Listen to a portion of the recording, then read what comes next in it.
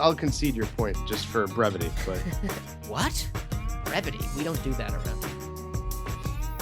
It's probably No. citrus, or what is a Capital One Bowl? It used to be Citrus Bowl, right? oh my Capital God, One. dude, where have you been? I just like the real name. It hasn't been the Citrus Bowl since 2002? What was your highlight side dish from Thanksgiving? Oh gosh, Scotch. This is the Buck Around, the podcast devoted to all things Wisconsin Badger football from a fan perspective. Featuring your hosts, Richard Branch and Maxwell Brusky. And hello, everyone, and welcome back to the Buck Around. Welcome back to episode 333. 333 of the Buck Around. That's so exciting to me. I don't know why. As I should start with a name first, am Richard Branch, one half of the Buck Around, and I am joined, as always, by my definitive colleague, Maxwell Brusky. Max, how are you? Definitive, I like it. You know why? Because I have such definition. Think, yes, but not in your webcam. In your thoughts about this team after this game. We, again, as we always say, we don't talk beforehand, but just when we do sort of like, hey, what do you want to touch on? You can sometimes get a feel for what people are thinking, and when we piece together an agenda, I feel as though you have a sense of clarity, or at least a confidence in your perspective in the team now that maybe you didn't have before, which I'm going to be interested to hear about. Is that a fair thing to say? I think so. But in that, I think I know I'm not alone in Badger Nation and feeling pretty good about what happened on Saturday. Yeah. But I don't know. I still have a lot of trepidation. Okay. So, But clearly something has changed. Like they're doing something different. And the agenda points that I kind of put forward is I really wanted to explore what you think that is. And because I'm not really sure what it is, but clearly something has. okay. They look competent and confident. I like how you have two C's. Well, couldn't you come up with something that was a D to go with my definitive and it would have sounded cooler? Deodorant? I don't know. They're less stinky. Damn. Hey, but before we start and before we hit our talk around to kick us off, I have a question for you. What is it? How well do you know your podcast co-host? What's different about me right now? No facial hair. That's not it. No, I'm kidding. I'm very hurt, man. I'm like staring into the eyes here. It's like, I know, it's kind of creepy. you didn't change your hair because you have a hat on. Max, I'm not my wife here. That would be something my wife would That's do. what I'm saying. Like, Yeah. I'm gonna feel like, And she'd be like, I'm two shades lighter. yeah. Right. No, I can't tell. Other than your Max. new headphones. New headphones. Let me tell you, my $12 Panasonics, the ear covers, Uh-huh. have finally disintegrated enough that I realized I was walking around every day we record with like black pieces of whatever that fake Oh yeah. That leather happened stuff to was me. in my hair. So it's not the Happened to best me look. about a year ago. Mhm. So I upgraded these. Let me just tell you, I finally don't sound like this to myself anymore. And by the way, if I do sound super nasally to you, upgrade your headphones, people, because that's what it was. I was always wondering what was going on, and now I actually sound like a human being. I don't sound like whatever it was. Well, I think your sound's pretty good, but you will have to forgive me because I did not notice that you had different headphones on. And I can't see those little black specks after you take them off. Max, I don't have to forgive anything. Just for the You don't. I All wanted to phrase it that way on purpose, but you don't. All right. So now that I've thrown you off your game, why don't we get to the talk around to, I don't know, let's fire this bad boy off and we'll get talking about this Rutgers game. Little lid lifter, right? Make sure the volume is way up. Here we go. To all the people who are tweeting about the I formation touchdown, just keep in mind that if it lasts longer than 4 hours, consult your doctor. Lucas calling from Nashville. Hey guys, Scoreboard Bryn here. Hey, it's Billy. It's 28-0 here at SHI Stadium. West LA Nate here. Steve from Portland. Badgers playing well. Has there been a more impressive win in today versus Rutgers, 2024 versus at Rutgers. We look good. Offensive line's great. Kelly McManus stinks. And the whole crowd's leaving, except for the band. That was as good of a performance, I think, as we could have asked for them. Not going to say this team has turned a corner, because I do not want to jinx them against Northwestern, but this team is better than what it was a couple of weeks ago. I can say that for certain. After seeing Tawi Walker play and also Darren Dupree, I can see why the coaching staff decided it was time to move on from Ches. I do realize that Dupree and Jones are the future of the program, but right now, give me the Cade Raid as the number 2 guy. Just calling to say, you shouldn't have brought up the prop bet standings last week because I didn't know that. And now I'm going to get emotionally invested, and it's over for all of you. All Wisconsin. Happy Victory Saturday on Wisconsin. On Wisconsin. On Wisconsin, great day to be a Badger. Oh yeah. Yes. You taunted the folks. I did. For talk around calls because I was editing them. Yes. I'm very proud of my work, but I'm more proud. Be. I'm more proud of our listener participation. Well, I am disappointed to learn that Lucas only left a 90-second voicemail because usually it's 2 3-minute opuses. Opusi? What I don't know what it's opuses. Yeah, we're gonna go with opuses. Yeah. But I have a very awkward thing to point out to thank you. To one scoreboard Bryn. I'm sorry, ma'am, but you are now off the board. You dropped 50 spots this week. So she spoke too soon. Yes. I loved it. She's like, you all are doomed. Yeah, because 3 props flipped this week. The rushing touchdowns from the quarterback are trending over 2.5. Tawi Walker is now the leading rusher, and they are trending above 7.5 wins. That one may, do a little fit and start with me. But I did want to point out, Max, I am now in 14th place. I am 14th? Just off the leaderboard. Dude, that is the highest you've ever been. Ever. You are 72nd. Congratulations. That's about the highest I've ever been. I'm just going to enjoy this while I can. Because why not? I mean, there was a whole bunch of us tied at 17 props. And I think it's because of the tiebreaker. I'm just off the board, but I'll take it. In the immortal words of, I can't remember his first name, Zelensky from Auto Parts, man. Savor the flavor. Oh, sure. There you go. I don't know why I'm blanking on his first name. All right. So should we get to this? Let's get to this game. Well, yeah, let's do it. I mean, you can tell by the participation. I think the feeling's pretty good, and really, I don't know how it can't be. You can have angst about the future, but the last 2 games, I think, if you're complaining, I don't know what to do for you. All right, so let me introduce this. Yeah, let's get into this through my one thing that was sort of hanging over me through all this. So as I mentioned last week in the pod, and you just alluded to because you were doing the talk around, I was removed from the world a little bit this past weekend. I was on a little bit of a fall vacation. I was doing peak suburban middle-aged man things in the fall. I was it's vacation. Vacation. What's the onion? Autumn man? Like that was me. I was in the vest, or I should have been in the vest. But that's one of the greatest Onion articles of all time. It really is. But not important. But so I didn't see the game live. I didn't see anything about the game until basically it was at the end. Like I kind of just scrolled through Twitter a little quickly just to be like, oh, wow, dominant. And then I didn't watch the game until yesterday afternoon, and then didn't do a second viewing until last night.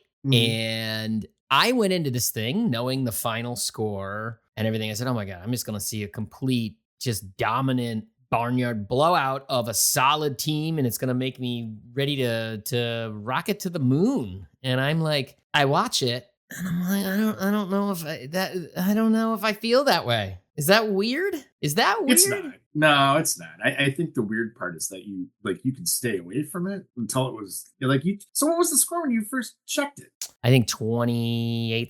Was it 28-7? I think is when I saw it. Yeah, 28-7. Actually, I take that back. I knew it was 14-0 I mean, that Okay. was probably in the second quarter, right? Or maybe end of first. No, it was 14-0 right towards the end of the first. Beginning of second, whatever. Then I didn't see it again until Actually, it went that way to halftime. So. Yes. And Yeah. I didn't see it again until it was, basically done. Gotcha. Okay. So you had some inkling, because I was going to say coming to it, and if you saw 42-7, yeah, I could see where you could. And that second quarter was a little weird. Yes, it was. But they came right back. Like you based on everything that's happened in the Fickle era, you kind of were waiting for maybe a shoe to drop, right? In the second half. It never felt like the game was truly out of reach because they looked like they were trying to let Rutgers back into the game. So, because that's sort of where I'm struggling. So let's do this. Let's work through our questions and we'll touch on those things. So that way we're organized and we don't ramble forever. Because I do think the way you ask questions was a really good way to approach this exercise. And your question that I thought was the interesting one to start with is, what's working on the offense right now? Like, what's changed on offense? What's changed? Because it does feel like something's changed, right? Well, there are changes. A lot of it is personnel. It's no Ches Malusi, no Bryson Green.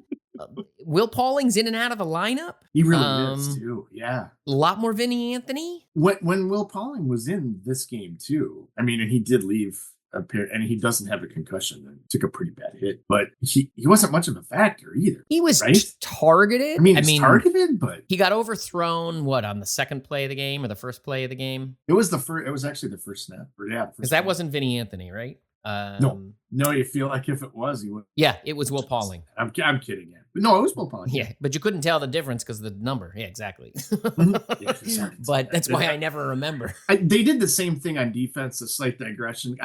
The whole freaking Thomas Lowry. I can't. Oh God. Anyway. It's so hard. What's wrong with the single digits, man? It's so annoying. Can you just make them a little skinnier so there's definition to them? I don't know. Anyway, digression. But so personnel, right? Yeah. So I mean, but I'm not saying that's the cause of it. Like, what has changed? There's that. There's a new quarterback, right? It's a new quarterback. It? I mean, the running back rotation is totally different, right? Not just that there's no Ches, it's also how they're using the rest of them. I mean, there is an A, there's a B, and then there's a C guy. Guys like Jackson Aker aren't really playing anymore. Right? No, he's hardly on the field. You have, I mean, what else? But I think it really comes down to, for me, we have Jackson Aker at 3 snaps. I was about to say, I was just going to pull it up while we were talking. Yeah. And were those the I formation ones? I don't remember who the lead back was. That's the only thing. Let's assume that one of them was. I feel bad. It could have been Nowakowski, but I don't remember. Yeah, I feel bad for not noticing that because that would make sense because he's a fullback. Again, people who lament the loss of a fullback, it's like, okay, they have one. They do have one. You can call him whatever. They can call him a wide receiver, but he's a fullback. Yeah. But I would say, to me, I mean, the big change is it's the offensive line to me. And it's not that the offensive line is better. It's that they have figured out a few things that the offensive line does well, and they are leaning into it really well. I mean, I think the big thing is on the ground, there is an offensive lineman, either one or two, or one lineman moving with a tight end laterally down the line of scrimmage. Pretty much the majority of run plays. Yeah. Even in some of the RPO stuff, and they found that they just know how to pull well. Like Joe Brunner is just left, right, and center pretty much every play, it feels like. And I think they've just kind of figured out like their offensive line is the best thing they have. I think the offensive line is, we sort of talked about it. I'm going to wait a few more weeks, but then I have to start thinking about how good this offensive line is compared to other ones. But I think you'll find out. That's what I mean. If it's really good, well, I mean, okay, Northwestern. We'll see what happens. I'm thinking Penn State, Iowa. But that's what I was just gonna say. Penn State, Iowa, Oregon. Then after that, you'll know. Then you kind of know what they are, and then where you put them. Yeah. Because right now they're building again, not the best set of games yet. But even like if you look at the Alabama game, which I think is the one that you really use, like they held their own. They were not the issue in that game. Totally. Yeah. And felt the same. You feel like they're starting to build a resume. Again, early on, but I'm like, ooh, this is, looking like it's going to be a very good offensive line when we look back. But to me, I think that's the big part. To your point, though, I mean, I going back and what we saw and commented on against USC, and the offensive line wasn't a problem there either. Nope, it wasn't. Yeah. So, I mean, I think the thing on offense, maybe that they I had this thing, and I didn't say it on the podcast for like 3 weeks, and it was one of these things to me that I was sort of eye rolling at, that I was wrong about, mind you. You're holding out on something. But I was like, oh, can we please stop? I'm so done with the word identity because it doesn't mean anything. And it's like, I wish you would have said that, because I would have wholeheartedly endorsed that, and I was starting to feel the same way. Because it just felt like you might have felt it a little before I did, but I can assure you it was not long after that. So I actually wish we would have said that, because I'm sick and tired of that. So I was thinking about like, okay, what's different to your question? And it was like, okay, I guess what people mean by that, right? Like, I don't like the term, because I think the term identity just means is the team good? Like, that's really all it means. Well, there's no team that has an identity that isn't good. Like, nobody like that team really has an identity, but they go 3-9 every year. Like, no, like there's no such thing. Like, nobody said Rutgers had an identity during Kyle Flood's years, or Purdue under Daryl Hazel. Like, there was no Purdue identity. Like, when Purdue has an identity, it's because they're good. It just means they're good and they have a good coach. But I would say what people mean by it, and what it really means, like what they've done with this team, goes back to your talent deployment thing, which is like they figured out how they can use some of the guys they have to fit the piece. Like, there are known pieces they have. Like, I think they knew pretty much going into this thing, like, we have a good offensive line. How are we going to use this good offensive line? But we have all these running backs, right? And so we can use 4 or 5 guys a game, bringing in fresh legs constantly. And we're just going to somebody's going to break one, because they're always fresh and they're always ready to go. And we have Will Pauling and Bryson Green outside, veteran guys who probably are the best wide receivers. And, you know, all around, like the guys who get the offense, and we're going to use them. But they were kind of having an issue, especially with like Green would do things, but you were always like, he's always in traffic, or he was never quite like, he wasn't breaking anything the way you kind of expected him to. He's making plays. He was making plays, but they weren't plays that were changing the game. And then you get Bryson Green hurt, and it's sort of like, even before that, you started to see Vinny Anthony playing a little bit. Like, they're sort of like, oh wait, this guy's really fast. And how do we get this really fast guy on the field? And it's like, well, nibble around the corner at a punt returner, or okay, we'll rotate him at wide receiver. Or now it's really, I mean, I have a tough time seeing how they're going to handle snaps when I'm assuming it's just going to be CJ Williams who loses snaps. That's my best guess at this point, because he's better than CJ Williams. Right. But you're not taking Vinny Anthony off the field at this point. So you get Vinny Anthony, who it's like, oh, wow, he's really fast. And if we just kind of work it out so that he can be one-on-one on the outside, it's just a guy you can huck it up to here and there, and you can get explosive plays. And they figured out, like, okay, this offensive line can move laterally quickly. So we pull a bunch of guys. We can grind on the ground. We give the ball to a big guy like Tawee Walker, who hits the hole fast, can just kind of knock guys down, and he can grind 5-6 yards as long as, you know, we hat to hat with the offensive line. And Braden Locke may not be a superstar, but at least, hey, like, he's on that RPO. He can be looking at the outside, or he can be looking at the slant and pull it if we need to, and do that 3 or 4 times a game. And that can build us an offense. Like, that's what I think the coaches are saying to themselves. Because if you look at when they scored, every single score in this game either had a chunk play in it. So it had something over 30 yards. Like the first touchdown, they had the not 34. A chunk play, an explosive. Correct. An explosive. So they had the 34-yard completion to Vinny Anthony on the first touchdown. On the second touchdown, they started on their own 47. They didn't have anything over 20, but they had 2 18-yard. They had an 18-yard run and an 18-yard pass. So I think that was the Ashcraft one, wasn't it? Yeah, there was Ashcraft and then the run to Walker on the first snap. So I'm going to call that one explosive play, because they also basically got a turnover, because it was a 22-yard punt to the 47. So, I mean, they shanked the punt. So there's a sudden change element to it as well. You go to, well, there's nothing in the second quarter. You go to the third quarter, you've got a 47-yard completion to Anthony on the, when they went up 21-0. And then they started at the Rutgers 31 on the turnover. So they didn't need an explosive play on that one, but they got, what was that? Yeah. 5, 6, 5, 2 yards, 1 yard, 8 yards, 9 yards.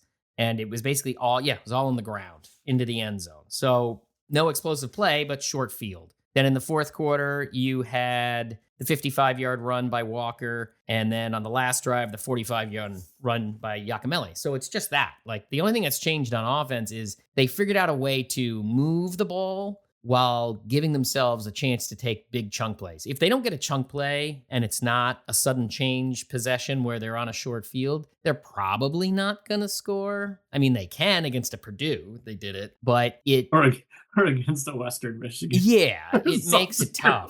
But that... 16-yard drive. Yeah, but that's actually a great one to bring up, because what was that? They didn't really get yet. Like, okay, what do we have here on offense? That, like, we know what our talent pieces are, but what do we have? Because I would argue, like, what you're seeing right now with this team, like, I do feel like there's a fairly consistent through line on the offense in terms of those games were preseason games. They really were. That's the way college football is. Like, there's no preseason, so that's the closest thing you have to it. Sure. And they thought there were things that they did well that they definitely kept in their pocket for Alabama. Like, I mean, I am thoroughly convinced, like, they were, when Fickle said, where things are simple, basically, and I don't care, a win's a win. They were definitely trying to give themselves the best chance they could against Alabama. Then they got to Alabama, the whole thing goes sideways. Obviously, didn't work. What they were trying to do definitely wasn't what they did best. But then also you have the added aspect of losing your quarterback 6 snaps into the game or whatever it is. Oh, yeah. And you saw them sort of trying to, like, right themselves and adjust going into USC. USC is kind of a transition game because they're transitioning to that new quarterback, plus the bye week, plus figuring out, okay, against real competition,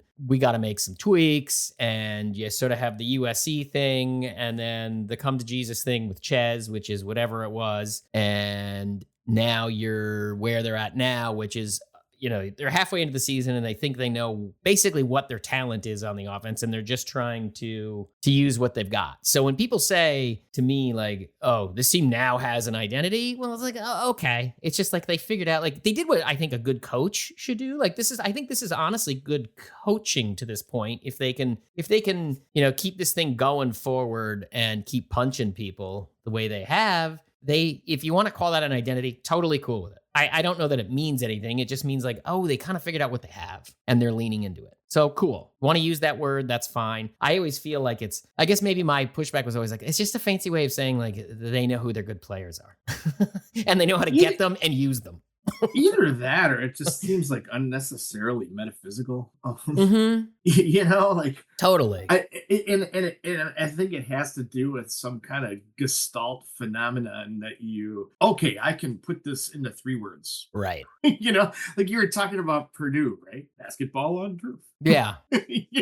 Like unnecessary.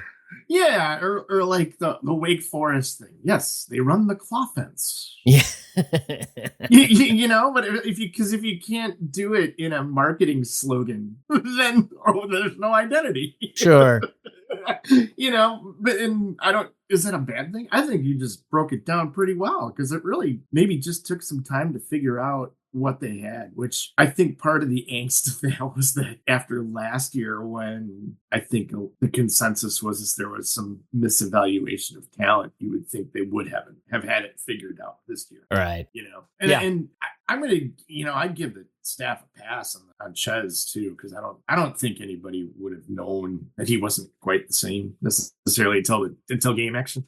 But you also have to give him a chance. I think given your tenure and seniority, you sort of have to. He earned it. Yeah, for sure. Yeah. Defer. No, I get it. But I think that had a lot to do with the lack of identity thing too. And maybe that was like saying it lacks identity is a good, it's again, unnecessarily metaphysical, because putting it in the phrase of lacks an identity is a way of saying that's the identity right now. Right. If you follow what I'm saying, I'm not doing a very good job. I know what you're saying. But yeah, so it's unnecessarily metaphysical. Here's one question I have for you that I forgot to put on here that I am curious what you think. Because if there's one thing I think people are they're not really antsy. Maybe they're antsy about it. They're not really upset about it because they're blowing bad teams out right now, so people don't care. What do you think of Dupree playing very clearly over Yakamele at this point? I don't know. That's pretty fascinating because it's hard to judge because what you've seen out of Giacomelli the past 2 weeks has been really it's garbage time stuff. 100%.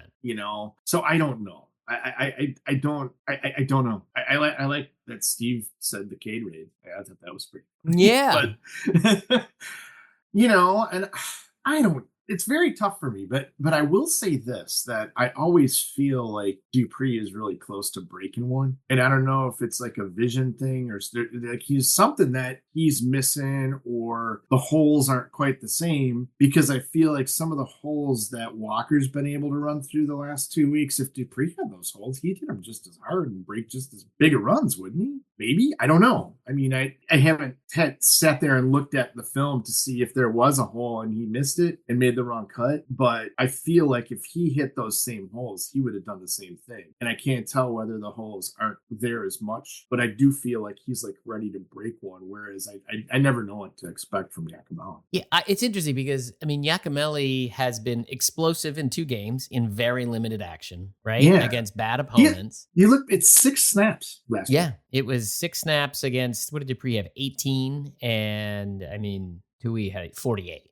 Yeah. So big gap. I mean, to put it in perspective, Dylan Jones had more snaps than Giacomelli. He had 7 in garbage time. So Giacomelli is interesting to me because he's definitely, I think of anyone, he's not the fastest guy on the team, but he is the most, no one accelerates quicker. Like, he gets to that full speed. So? I think he accelerates so quickly because when he can faster than Walker does? Than Tui Walker? Yeah, I think he's faster than Walker, and I think he accelerates quicker. But I think what you're seeing a lot of times with him is when he's playing late, there is a very obvious hole. I mean, like, if you look at those big carries he had against Rutgers, they are straight line runs. He reminds me quite a bit, quite frankly, of Isaac Garendo. The way Garendo was a guy who could hit that high gear, when he saw the daylight straight in front of him, he was just right into the high gear. And he just reminded me so much of Garendo. You were traveling, but Garendo did that on Sunday on TV for the 49ers. Oh, well, actually, I did see it. Yeah. My son showed me because my son loves to do that. It's like, Dad, it's Isaac Garendo. That's an interesting comparison because I just don't think of Giacomelli that way. Here, it reminds me of like Jordy Nelson or something like that, where Jordy Nelson used to return punts and kicks, but they're like the same upright style. Yeah. And Jordy Nelson was really fast, if you remember, in K-State college. Yeah. Okay. You know what I mean? But that's what like his style reminds me. So what I was going to say though is like, that's what I feel like when you see that out of Giacomelli, when it's getting later in a game and they've kind of pushed guys. And even honestly, when he earlier in the season, when they were playing him, like when he's behind a really good offensive line and it's right there, the dude can explode. I think the reason that Dupree is playing over him is I think they get a lot more formational flexibility out of Dupree because Dupree is already, I mean, it's not close. He's the best receiver in the running back room. Like, I mean, that guy, if you told me was a guy who, is kind of an odd sized wide receiver, I would believe you. Sure.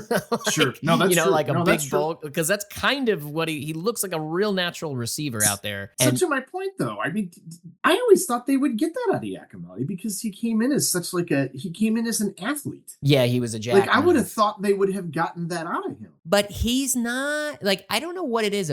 Like, to me, when I see him, he's a little thicker than Dupree, right? Like, he's a little bulkier or, just more built. That's why he reminds me of Jordy. Yeah. There's like a stoutness there. But not to jump on something for later, but I still am like, why don't you just put him at punt return? The only thing with a punt returner is he doesn't have the shifty thing you want. But I mean, he's back there returning kicks, and he's an athletic body, and I do get why he's behind Dupree. It's not necessarily that I think Dupree is a better back at this point, because I think Giacomelli probably is a better back, but what he makes the defense do doesn't stress a defense as much. I know that sounds weird, but I think that's really what it is. I think you're right. If you could put it down to one thing, I think that makes the most sense. Because he hasn't really shown that he can do as much variety. Like, I mean, Dupree can pass block. That may also be part of it, quite frankly, because now that I think about it, I don't know how much I've seen Giacomelli back in pass pro. But Dupree, but that's another one you would think that he'd be proficient at that, having spent this much time in the program. Yeah, I know. But Dupree did it twice. Giacomelli did not this past week. But we'll see. I feel like I saw Dupree hit a really good block on a pass play too. If my memory serves, it was something that was kind of like, ooh, that dude's pretty good at this actually. Right. Like it was something that was really cool to see for a freshman. It'd be like, oh, that bodes well for them. All right, let's switch to the defensive side. What is different on defense? So the way I also phrased it is there anything that's different on defense? I think Daryl Peterson is playing better, but I don't know if that's because he's being used differently or not. I don't I don't have time to get that far into the film. And even if I did have the time, I don't know if I would be able to see it. But it seems like he's gotten better as the years gone on. So, well, how about this? The other part of this question. Did the defense make Rutgers bad? Or did Rutgers defense make Wisconsin's defense, Rutgers offense make Wisconsin's defense look good? Well, Kelly McManus is not that good. No. I think you can agree on that. But they didn't really touch him either. They moved him out of the pocket, but they didn't really touch him. I think it was impressive that they held Monangai back. And that was actually something going into the game where I felt like,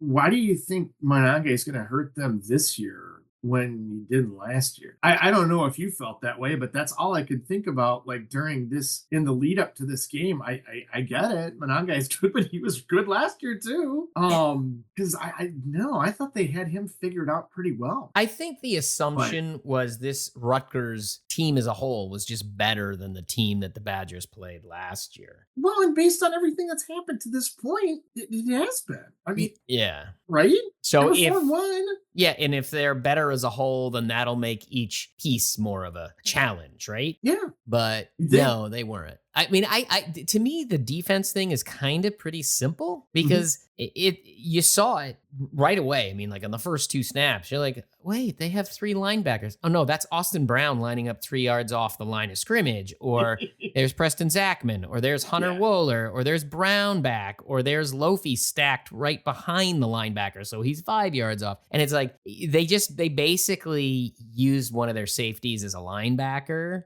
So they just put another body in the box because they just said that they're not going to beat them through the air. And then, since it's a Shiraka offense and, it's Callie and McManus, you're like, I'm just expecting RPOs with 17-yard slants all day. The difference was the Badgers weren't in man. Like they were in zone a lot. So it kind of takes that away, right? Because, like Leonard's kryptonite was that offense to a certain respect of the non-elite teams. Like what were the offenses that really gave them trouble? A couple of those Minnesota offenses back in the day where, you'd have like, what's his name? Tyler John. I mean, granted, better receiver talent, obviously, but you'd have like, oh gosh, there's another 17-yard slant off the RPO. Sure. And they couldn't do that in this game because the Badgers were in a zone and they had that safety underneath that throw. But then also, I felt like the linebackers, Jaheim Thomas had that really nice stop on 4th and 1 where he just sliced right through the middle of the line. That was a big play. And that was because I felt like with the safety down, I have nothing to prove this, but it just looked like the linebackers were more decisive to their gaps because I think they had a reduced responsibility because you had another body right next to you to fill. So you knew what was filling next to you. You didn't have to think about it. And a guy like Chaney could play faster and he wasn't thinking as much and he just looked better. So what you're saying though really goes to the game plan. Like that's an individual game thing. I mean, it was a game plan thing, and it was like Rutgers offense is built one way. Like Rutgers really, I think I said this last year when they played Rutgers. Like Rutgers feels, and when we did Big Picture this summer, when I was talking with Chris Eisman about Rutgers, it's like they're trying to do Iowa. Like they're trying to do Iowa. That's where this team is sort of heading. Like you have a big time back. I mean, and Mongai's a really good back. That touchdown run he had where they finally gave him a little space. You're like, oh, give him a little room. The dude can thump. Oh yeah. But the Badgers basically said, put one more in the box than we usually do. Don't do it with defensive linemen because they don't have the defensive linemen. They don't. I mean, they rotated 4. in this game. And they basically played Hills, Neal, Barton, and then a little sprinkling of Brandon Lane and Cade McDonald. Like, I think Cade McDonald played like 4 snaps. He played 8, but a lot of that was late. But the top 4 played, 35 plus each. Hills played 29, but they were all separated from the rest, to say the least. But all right, so no, go ahead. Let me finish up. I'm sorry. No, it's fine. I mean, it wasn't related. It was like, so they're not going to do it with a defensive lineman because that's the way you traditionally do it. So just where do you have strength? You have strength in your secondary, but Austin Brown is there a thump. And that's what I was going to say is that you have these bodies that can do it. Right. And I don't know if Latu would have been out there, but he was out for the game. Right. He definitely would have played, right? Yeah. Yeah, right. So what I'm thinking though is that's a really good, if you would think that they'd be better set up to stop Iowa too. Right. Penn State will be pretty interesting. I'm just, projecting that out because Penn State's pretty run heavy. And I think they want, like, when people watch them, they want them to be more run heavy because they have those 2 backs that are really, really, really good. Well, I wonder though. So I think part of this thing. Well, I was going to say outside of the tight end, like none of their receivers are really real standout. No, you're good, right. But they're not. It's not Jahan Dotson out there. Well, so here, but you got right. You and I were thinking the same thing. So here, I'm assuming the Tressel's decision in this was I challenge Rutgers to throw. Yeah. Because I don't trust the quarterback. Yeah. And then let's see what the receivers can do. And those receivers, Rutgers had a 3-and-out that had 3 drops. Oh, 3 drops. And 2 by the same guy. Yeah. And those were bad drops. Terrible drops. Like little league peewee football drops. Yes. Uncovered drops. And you're like, this is not a good look for you. And that was it. So like Rutgers was the Badgers defense wasn't that, like, they weren't that good. And what I mean by that is the way the scoreboard looked or the stat line looked. Like, I know there were some garbage yards late that you want to discount, but there was a lot of yards that, 100 other teams would have picked up a good portion of this past week. You know what I mean? Like, I do. But so that kind of goes back to what I said the last couple of weeks too, is that, everybody's, especially Alabama, USC, fire Longo, fire Tressel. Right. I never ever thought that about Tressel. I think they do a pretty good job on defense. Yeah, it's, again, going back to what we said a couple of, I feel like I saw a proof of concept there, and you're seeing a little proof of concept on the offensive side now too, that I guess it gets you some buy-in. Like, do it again this week. Yeah. Looking down the line, see where you go. But they do have things to work out. They do. And I'll be interested to see. I did come into some tickets, so I am going. I'm interested to see what the stadium is going to be. I was going to say, you're going to Northwestern? I cannot wait to hear about this. Yeah, I am. I'll have some pictures from that one. So anyway, but I'll be interested to see how that goes, because if you really look at overall so far in the arc of all these 6 games, has a defense really performed that badly? And when they have, it's been, okay, it's Ryan Williams and Jalen Milroe. And that stupid touchdown right before halftime, I still, that's, to me, is just inexcusable. Hey, it's Alabama. And then the USC ones, those receivers and Miller Moss were just making plays, right? Yeah, but I do think some of it was, guys like Thomas and Chaney did not look comfortable on defense. And, the run fits weren't there. Edge rushers. I'm not saying it was nothing to worry about, but I'm just saying overall, in the grand scheme of things here, I think if you had some better personnel, if you had, a couple better outside linebackers or something, or a stud war daddy defensive lineman, I think they'd be set up pretty well. And I don't know how much of that would have happened. So going to the rest of the schedule, Penn State's going to give you problems, but they might be better suited because of the safety depth that they have. Right. And then, Oregon, okay, fine. Oregon's Oregon. But as far as Nebraska goes, if Rutgers defense can shut Nebraska down like they did in Minnesota, it's just looking at the rest of the schedule, I feel pretty good. So, looking at the rest of the schedule, unless did you there's like that transition? Yeah, I did. So I didn't do that on purpose. No, but you did. So like they're favored by 7 at Northwestern this week. I feel like that could be a cover or a nail biter. I have no idea. The one thing I do know, and they've been hyping it up this week, is there's, as you can tell, that Fickle's still frustrated about last year, which he freaking well should be. I mean, that was those two games in Northwestern Indiana were two of the worst games I can remember them playing in 2012, 2018. Those were two of the worst games ever. So maybe I don't think they're going to come in a way that they're like, no, this ain't happening again. So I'm not as worried about that. But I mean, I guess you're right. I actually thought the number would have. So it will again. Also the Big Ten is kind of funky. It's a little schizophrenic. Like when we talked about what last week or week before. You're like, oh, there's a middle class, and it's like it's kind of all over the place. It really like is. Did you think Washington was going to get smushed like no? It's so weird that Iowa. I mean, granted, they scored 40 points with McNamara throwing, I think, like 15 times. It's a very strange. And the Northwestern one, I mean, if you looked at the scoreboard, but it was 288 total yards. It's a very strange. And I think out of that, it was like 75 or 80 rushing. Right. So I just, it's very strange. Yeah, but so if you're looking ahead, and as Fickle made the point about how they got dominated on the line of scrimmage, like that game does bother him much in the same way that I just don't know if you read this. He definitely isn't paying attention to the outside noise or what people are saying on social media because he tells you 6 times every press conference. People are really upset, but I don't pay attention. I don't know if you're aware, but I don't pay attention to social media. But I've heard these guys do, and they might be paying attention because I don't pay attention to social media. If I haven't made that clear to you, I don't pay attention to social media or what people are saying, but I forget what play it's from, but doth protest too much. Yes, it might be overcompensating a little bit there, Luke, if you're trying to convince me of that one. But he doesn't pay attention to social media. But he definitely is a happier guy.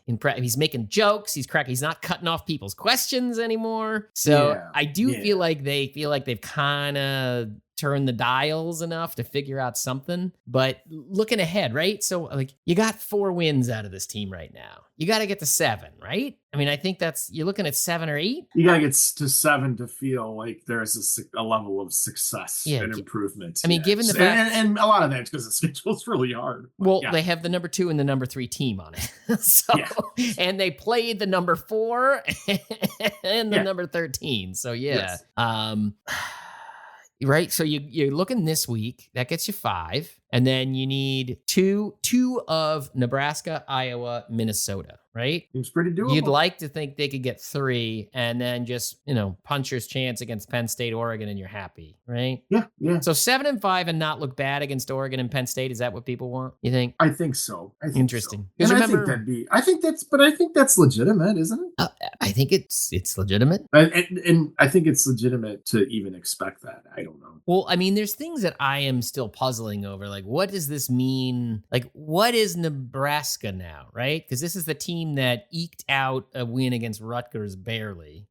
Again, Rutgers didn't drop passes, but also like Rutgers, maybe Shiano just has a Wisconsin thing. Like they're punting on 4th and 1. Like they're not. Yeah, it makes you wonder, doesn't it? They turtle and wait for the turnover. Like I know, I agree. Yeah. So I don't really know what to make of that one, but it kind of was the same game again. But you're like, okay, well, what is this Nebraska team? The team that beat Purdue 28-10, Rutgers by 7. So you know who Nebraska plays this week, right? They have a good game. No, wait, are they off this week? No, they play Indiana. They play Indiana. Yeah, maybe that tells you a lot about both teams. That's where I was going.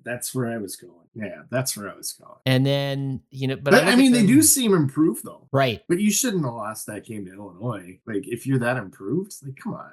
Really? Yeah, you might be. Really? Well, I mean, at home? I mean, Illinois is, I think you can argue Illinois is decent. I mean, what? Decent? I don't know. Yeah. They're definitely decent. Yeah, they're definitely decent. But if you're that much improved, if you've turned a corner, you shouldn't. Mm-hmm. You shouldn't lose in overtime at home too. Yeah, but but Illinois is hard to tell, right? They win by a point against Purdue. They overtime against Purdue. Their signature win. On one of the lamest 2-point situations you'll ever see. Right. And so what's their signature win right now, right? Is it, I mean, it's a Kansas. terrible, they're 1-5. I know that. I know, but at the time. No, I know. They're So, 1-5. I guess They were ranked. I guess I end up in a very unproductive conversation, which is I don't know what to make of these teams. And then Minnesota, like, what do you, UCLA is real bad, but is this just a hangover from beating USC? Because it's really hard to figure out. Like, you hung tough with Michigan. You beat you. I mean, like, you would think like that 3-game stretch would look kind of impressive in retrospect, right? Like, oh, you hung really tough with Michigan, almost won. Granted, you had to come way back. You beat USC, and then, you beat UCLA, but you would have thought UCLA would be a much more convincing win because UCLA is bad. UCLA is very bad. They're 18th in the Big Ten. So I don't know what. Isn't that so weird? They're 18th. I don't know what to make of any of these guys. Well, how about USC? Like, USC seems to be conforming to what our guests in the big picture started to tell us, and frankly, it makes Wisconsin losing after that second half all that more frustrating because that was a winnable game. Now, by the same token, having that first half, I felt like I literally did feel like in the Purdue game they were ready to explode. But so it clearly shook something loose. But that one really frustrates me. I mean, Alabama losing to Vanderbilt frustrates me a little bit. So I mean, you feel like any of those games are winnable. I mean, I feel like Iowa is the most consistent of any of them. Better than not, you know, that aren't Penn State and Oregon, obviously, of those three, right? Sure. I mean, they lost by a point to a good Iowa State team. I think it's a good Iowa State team. The hook, and they didn't score again for a quarter and a half, too. I mean, that was a game they should have won. But then again, I mean, Iowa State is, what are they? Iowa State's like 11. I mean, they're up to like 11. They're undefeated. Yeah, so, they're up to 11. But I mean, you blew out Washington. You beat Minnesota convincingly. You got blown out by Ohio State. But I mean, they feel like maybe where they are, if you want to say that I guess you could make an argument like, oh, Wisconsin's probably about where Iowa is. It's just that Iowa figured out what they were sooner because there isn't a transition there to the degree that there is at Wisconsin. I don't know. So the Iowa-Ohio State game was what? It was 7-7 at the half? Is that right? I don't remember. It was 7-7 or 7-0. Okay. I think it was 7-0. 7-0 Ohio State. And then the final was 35-7. Right. Do you think that there's enough offensive firepower in Wisconsin to do a similar thing? To score 35 on Iowa? Yeah. It's more like the one thing that they're bringing into that game and that game theoretically 3 weeks from now that maybe they haven't in the past would be that they have multiple ways to stress an Iowa defense. That's what I'm getting at. Before it was you have to out execute Iowa. Like you're going to be very technical and they are going to be very technical and it's just going to be, grinding on each other. And that's why those games always played close. That even if you felt like, I feel like the Badgers are a better team, they're getting out technical a lot. Sure. And this time maybe you have a little bit more to different ways to attack them. But I also think Iowa has a better running back than they've had in a long time. So I would agree with that. Yeah, no doubt about it. And they have a really good defensive back. Yeah. But all it takes is one play for a Vinny Anthony to get open. All it takes is one play for a Trutch to get open. I mean, those guys are as fast as anybody on Iowa's defense, right? I think so. Yeah, even Will Pauling. All right. So I don't know. We feel like this team is sort of back on track for a 7-5-ish. You feel like it has turned. I think you feel like it has turned a corner. I think you have to and like I said, it's competent and confident. Oh, by the way, did you watching the game? Did you know that it was basically like Iowa and them that are the least penalized teams in the country? Yes, I did know that. Yeah, I think that counts for a lot. And I've harped on like playing sound football, that whatever's been unsound about their football has really been the penalties. So I think that to me at least counts for something. I think the other part that's really interesting is most of the penalties are on the offensive line. Yeah, it's I know. Either false starts, not so many holds, but false starts or ineligible receivers downfield. Ineligible receivers downfield are just a product of the offense. RPOs, so that's going to happen. Yep. But I do think it's funny. Like Renfro Burrow's had a few false starts.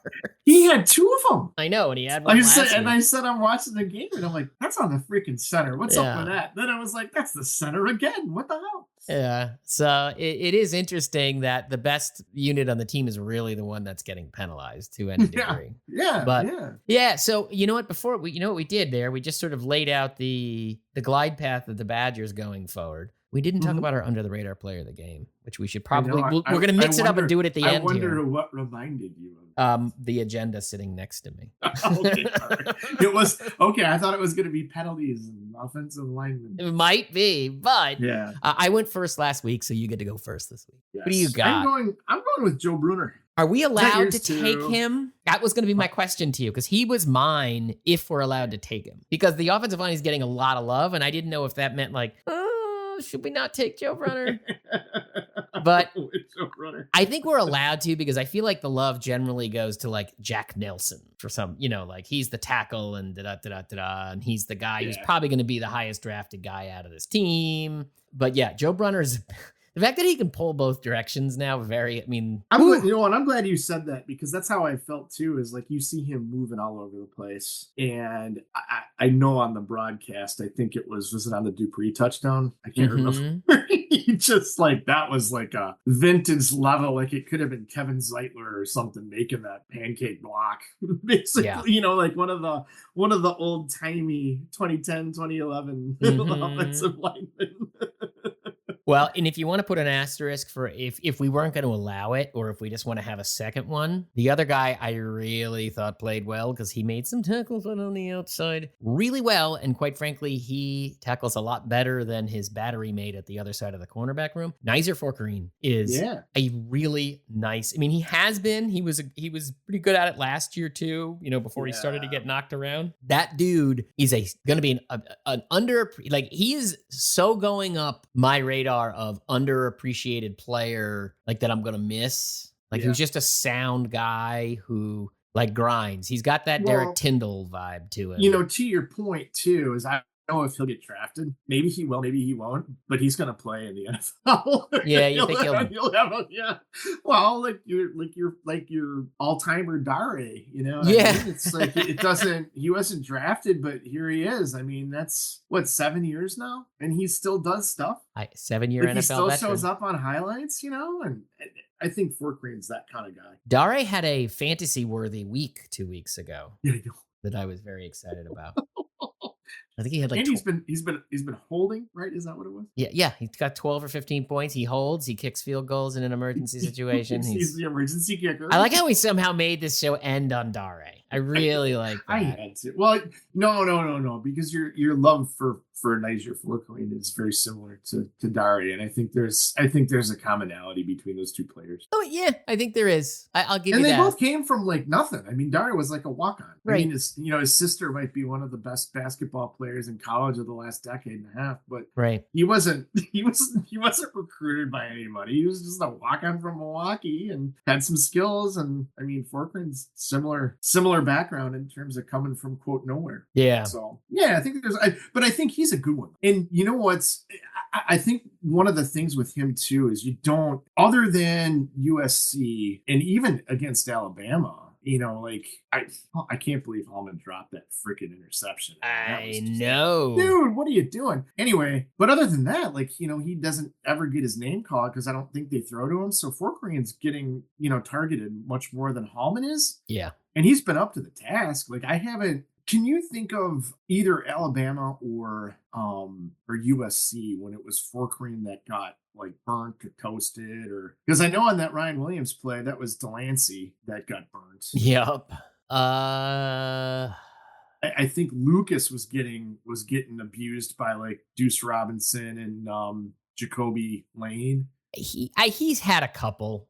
I'm not great at recalling every individual one unless I go back and look at the game. Yeah, but this past week, for instance, this would be something I'd forget in 2 weeks if you asked me this in 2 weeks. But I'm pretty sure that one big completion Rutgers had, there's a miscommunication there, whether it was supposed to be a safety who went with that guy, or I think it was Forkerine on that side. Or no, it might have been Hallman, actually. I think it's Hallman who stayed shallow. So I might have to take that back. But there's been something. But regardless, the other thing that works, I will not to disagree with you because I'm not doing that, but more just so like we have reasonable nuance. Down on the goal line, they really like Lucas in the red zone, and they really like Delancey. I think they just like the bigger bodies in the red zone, which is interesting because I was going to say that makes sense. Yeah. Fort Greene isn't small, but I guess Lucas is bigger than him, and they do seem. I guess when there's the coverage also gets a little easier, so Lucas doesn't have to think as much. Like this is a good way to use him, get him on the field, break him in, but also like matches his skill set well. Like I do think it's a smart way to use the personnel.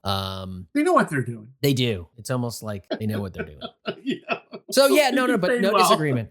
He's going to be a guy I appreciate. He's going to be a guy I miss when he's gone. But. So this is going to be a little digression before we get done. So I was watching Oregon and Ohio State, right? And they kept talking, and this is the relation here is Fort Greene, right? They kept talking about Denzel Burke, number 10 in white on Saturday night.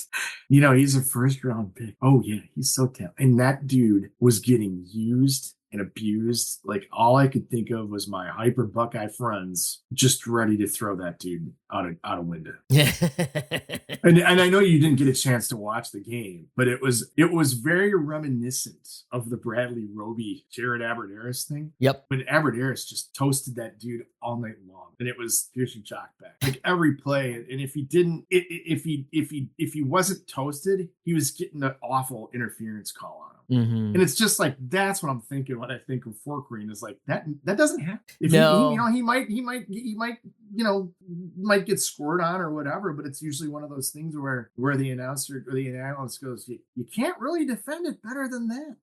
Yeah.